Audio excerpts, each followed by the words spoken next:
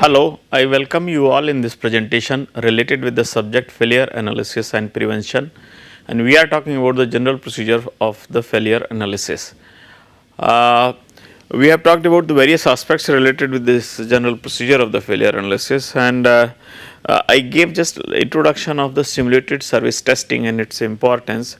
Now we will see the simulated service testing. What is its importance and relevance here in failure analysis? We know that most of the products are designed using materials, material data, which is developed under the standard conditions, under the standard test conditions, where the size, shape, parameters of the test, all these are fixed, and the test results under the standard conditions show the behavior of the material under those conditions only, which may be informed like say the tensile test or the toughness test or the hardness test or corrosion test in particular environment. So, all these tests are normally conducted under a set of standard conditions, set of standard laboratory conditions, and they show the representative behavior of the material under those conditions. But when the product made using such kind of the material is put in actual service, it comes across the conditions which are which may be completely different. So, say if a component has failed during the service, and the material which has been used for making that component, even after the test shows the behavior under the standard test conditions, which is matching with the design specifications, and still we are not able to find where is the problem, what are the issues because of which failure has taken place.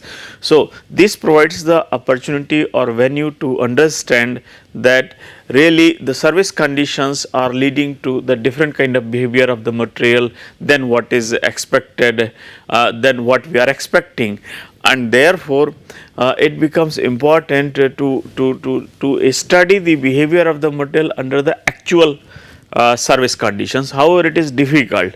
So, the problems or issues with the testing under the simulated conditions include like very elaborate elaborate equipments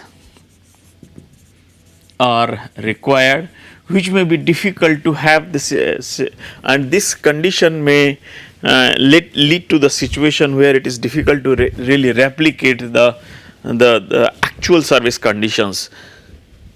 The second aspect is lack of, it is possible that we may not be actually aware of the conditions which were there in under which the failure has taken place. So, lack of information of actual working conditions at the time of failure, and if this is the case, then even whatever simulated studies are conducted, that may not be very clear, or that may be misleading. So, this is the another aspect which is related with this the issues in the simulated testing. Similarly, the replication or the simulation of the corrosion test conditions are also difficult, because in actual service the kind of environment, the kind of chemical species, the kind of temperature, all these things are if cannot be estimated which were there during the actual service conditions, then this especially it is difficult to simulate the corrosion conditions if the component has failed by the corrosion, or it may be you see issues may also be there when the simulated tests are conducted under the accelerated conditions. So, misleading information can be obtained, especially when the accelerated simulated tests are conducted. So, accelerated simulated tests means if the corrosion behavior is to be studied under particular temperature conditions, then we may use very aggressive corrosion media. So, the behavior of the material under the highly corrosive media, the behavior of the material may be completely different than what it was under the actual service conditions. So, use of the accelerated simulated test conditions through the use of more severe service conditions, like say use of the higher temperature and the stresses at for accelerated simulated testing. So, in these situations may also show the different kind of behavior of the material than what has actually been experienced by it under the different conditions. Say higher temperature or higher stress has been used to simulate the conditions by the tests which would be conducted for a shorter period, but actually the component may be subjected to at a comparatively lower temperature, lower stresses for longer period. So, this is the difference in this will be the service condition and this will be the simulated test condition. Since the behavior of the material under these two conditions will be completely different than what it has experienced, then accelerated simulated tests may also be may also give the misleading results. Related with this, we can consider one example which is related with the creep testing of the material. We know that for the creep test to check the creep resistance of the material, what we need the temperature, we need the stress during the test, what is to be applied, and the duration and the how long period, means for how long the test is applied. So, that difference will bring in lot of change in behavior of the material. So, in x axis we have time, it may be like say in hours, in days, or in years also. And here we may have the strain, creep strain, creep strain. So, as soon as we apply load, there is immediately elastic strain, thereafter creep strain will be reducing, it will become constant, and then again it will be increasing. So, there will be the three different stages: second stage, first stage, and third stage, and here this will be the stage of stress rupture. This is the one kind of behavior which a material will be showing. Say this is the moderate value of the moderate temperature and the stress values. If we use a higher level of stress and temperature, we may find the test is going like this, and for very low temperature conditions and lower stress conditions, the test may go like this. So, here this may go years, this may go months, and this may go in hours. So, this is the difference, like say very low temperature and very low stress. This is the actual service condition, but to simulate the service conditions, if you are using accelerated simulated test, then it will be giving the completely different behavior. How it will be completely different? When we use too high temperature and the stress conditions, there is a more mechanical failure of the material due to the thermal softening. While when it is exposed to the low temperature for longer period, we will see that there is a microstructural instability, microstructural modification, at a high temperature, leading to the dissolution of the precipitates, coarsening of the grains, which in turn will be degrading or decreasing the mechanical properties of the material, and that in turn in long run will be leading to the increase in the creep strength. So, materials will behave in completely different way at low temperature and high temperature as a function of the time. So, it is important to consider that accelerated simulated tests can give the misleading results, but as per the case only this kind of test may be suitable. So, there are certain situations where simulated tests have been successfully used. So, we need to see really how effectively and how far these simulated tests can be used to gather useful information about the actual service conditions and the behavior of the material which is in use. So, there are a few examples where the simulated service testing have been successfully applied. One of the typical example is application or addition of the additives in lubricants. When it is added, it modifies the physical properties of the lubricant, and which is used for reducing the friction coefficient and the wear rate. So, such kind of the studies have been very successfully conducted to see that what happens when the lubricant characteristics are modified due to the various additions in course of the service. So, such kind of the studies have been successfully carried out. Similarly, the application of the wind tunnel has been successfully used to study the aerodynamic behavior of the components of the aircrafts, because in the wind tunnel very high velocity the air is passed through the different the geometrical objects which are being studied.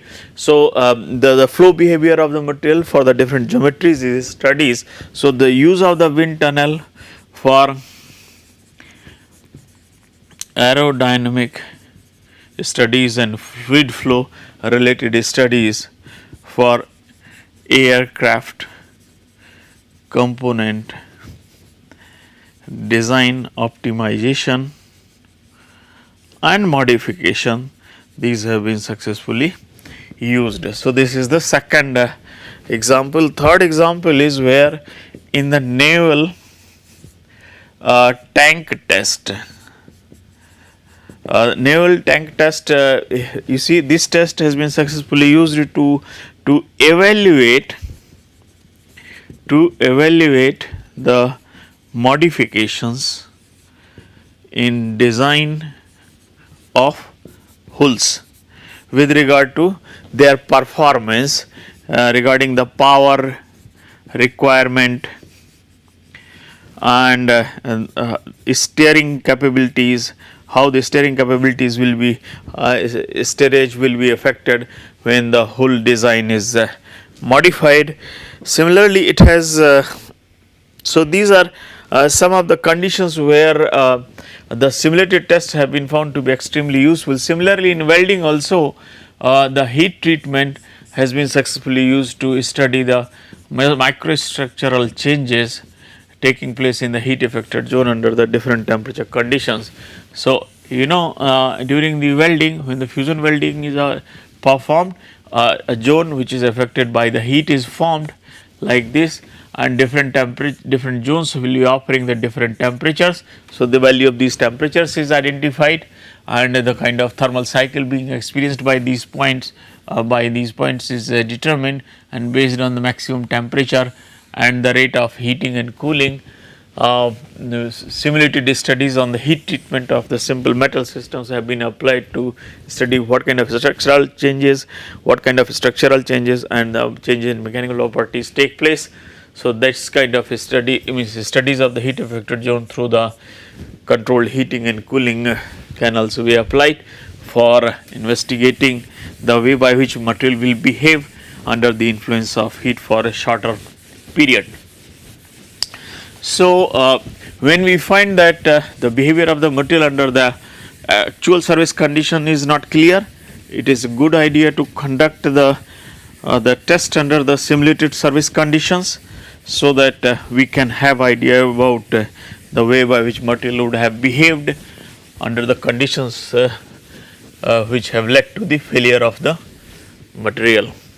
So, this is one aspect related with the simulated service condition. Now, another aspect is about the analysis of the evidences. If we just have a glance at the way by which we have proceeded, like initially we collected the information about the background of the product which has failed regarding the design, manufacturing, the service conditions, and after that we conducted some preliminary studies of the failed component, and based on these two, if we find that there are few apparent causes of the failure. So, if there are few apparent causes of the failure, these causes are identified, means these evidence for these causes is established. So, basically the purpose of this analysis of the evidences is to see that whatever the data collected in different stages of the of the failure analysis procedure, everything is looked at the same time, so that entire data can be correlated, corroborated,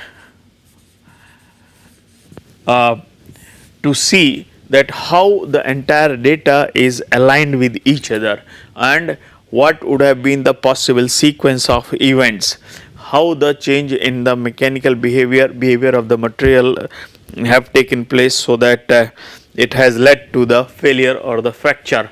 So, basically this kind of the analysis of all this data which is collected is important. This analysis this analysis of the entire data will help in formulating the causes of failure.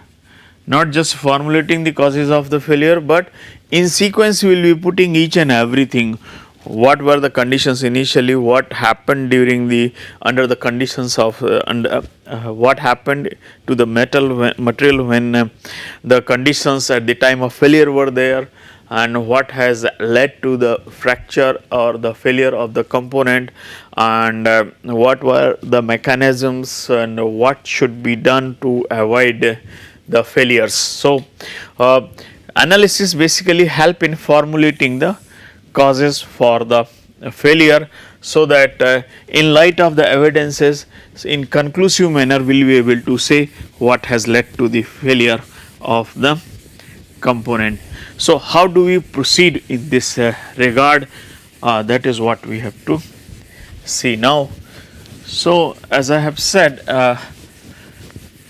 with regard to the analysis of the evidence, you see, based on the collection of the background information and preliminary examination of the failed component, basically will be trying to identify some apparent causes of the failure, and in light of those apparent causes of the failure, efforts will be made to develop the suitable evidences. So, if there are few apparent causes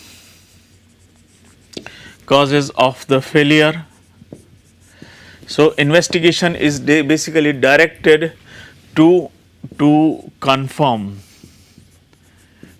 these causes, and which may be and for this purpose only we will be doing the NDT, we will be doing the DT, we will be doing the macroscopy. So, as per the need, which item, which stage of the analysis which tool is needed to confirm these apparent causes. So, accordingly we need to collect the evidences. So, DT, NDT, macroscopy, or the metallography of the sample, or microscopy of the fracture surface, chemical analysis, mechanical property analysis, all these. So, information is collected basically on the different counts, so that the possibility of the apparent causes either can be confirmed. So, we know that when we will be conducting these tests one by one. So, findings of each test will modify our impression about causes of failure. Initially, if we have thought of that, like failure would have taken place in the sequence of event and this would be the cause. So, when we start the collecting evidences through the different tools and techniques, we, based on the findings of each stage, we will be able to see that no, either this whatever we have thought of in the beginning was right or wrong. So, accordingly we have to modify our impression about the causes of the failure, and new hypothesis of failure is developed. So, basically as we keep on progressing on the investigation, our earlier impression may be modified, and which will lead to the generation of the newer hypothesis for the failure.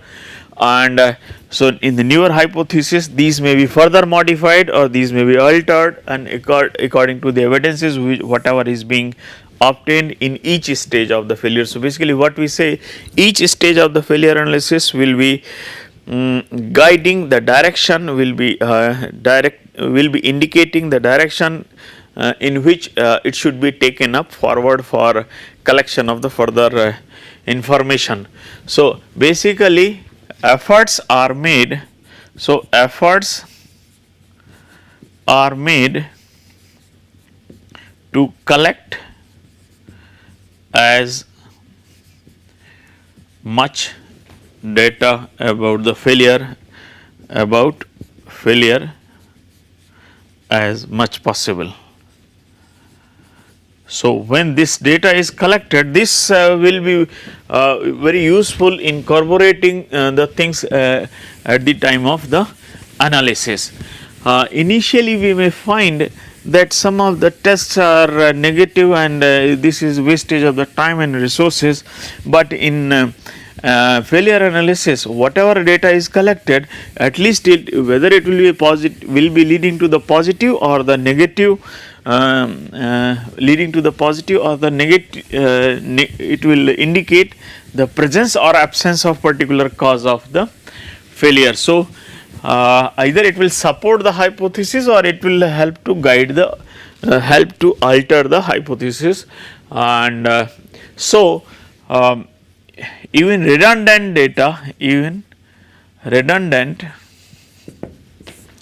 tests in the beginning may indicate the useful findings later on.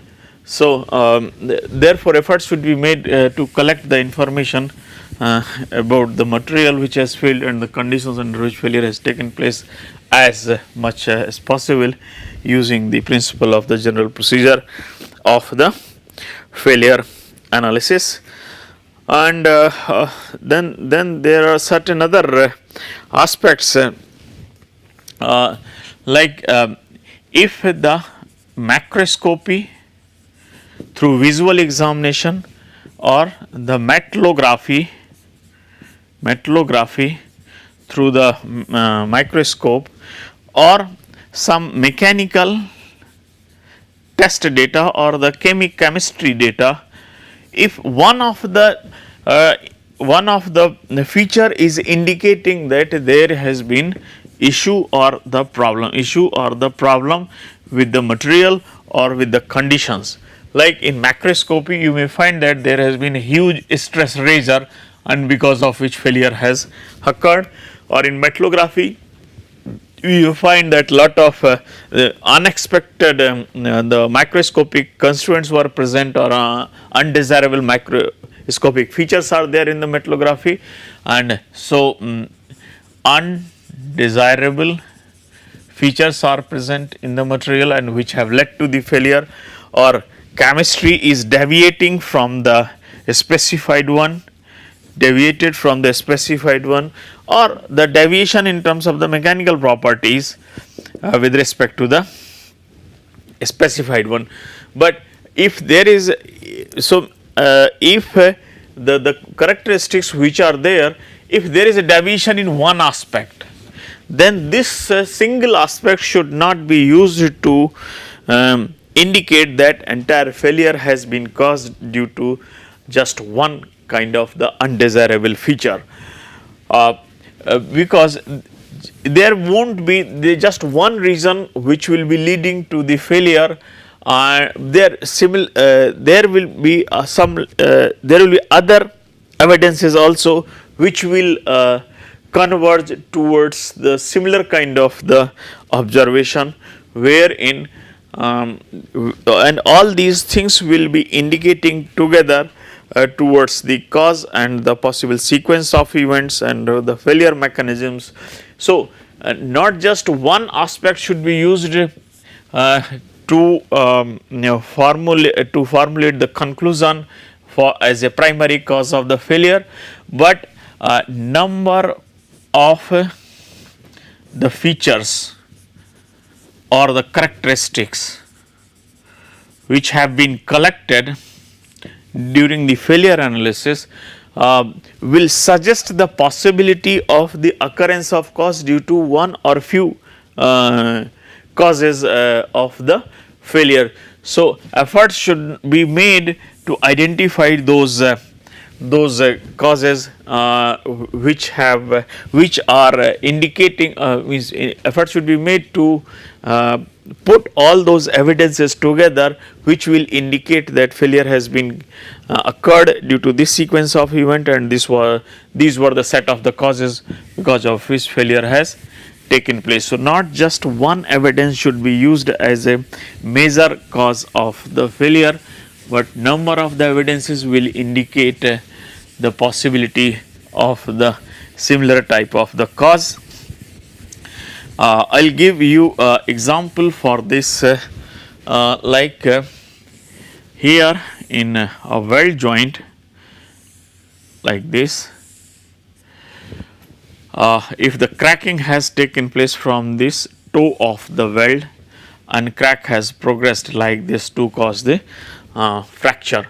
So, now what in this case it is obvious that here the toe of the weld is acting as a stress razor.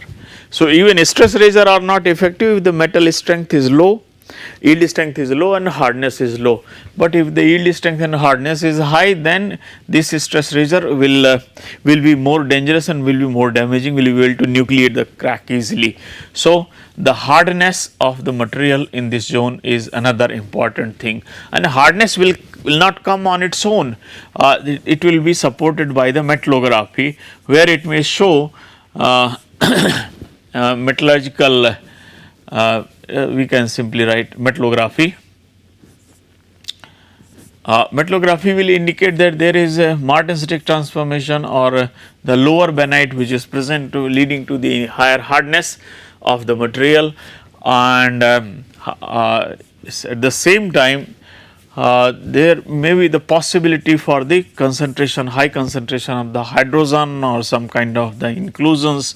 So, all these are the undesirable features. If they are here, they will simply facilitate the crack nucleation and their growth. So, not just the presence of one feature which is obtained from the macroscopic observation like presence of a stress razor, but similarly other evidences will also indicate like the hardness, metallography, presence of undesirable constituents. All these will indicate that these features have made the material more sensitive for stress razors, and because of which the stress razor has triggered the crack nucleation and the growth easily. So, it is important that the different evidences which have been collected all should indicate the primary cause of the failure in one direction. Here now I will conclude this presentation. In this presentation basically I have talked about the two aspects. One was the simulated service testing and its importance and what are the issues and limitations of the simulated service testing, and another aspect was like whatever data has been collected during the failure analysis, how to carry out the how to make the inferences and how it will help in proceeding with the failure analysis, and how the conclusions should be how the formulation of the causes of the failure should be made. And the next one I will be taking up the kind of questionnaire which is to be used to identify if something has been missed or all the aspects related to the failures have been considered in the failure analysis. Thank you for your attention.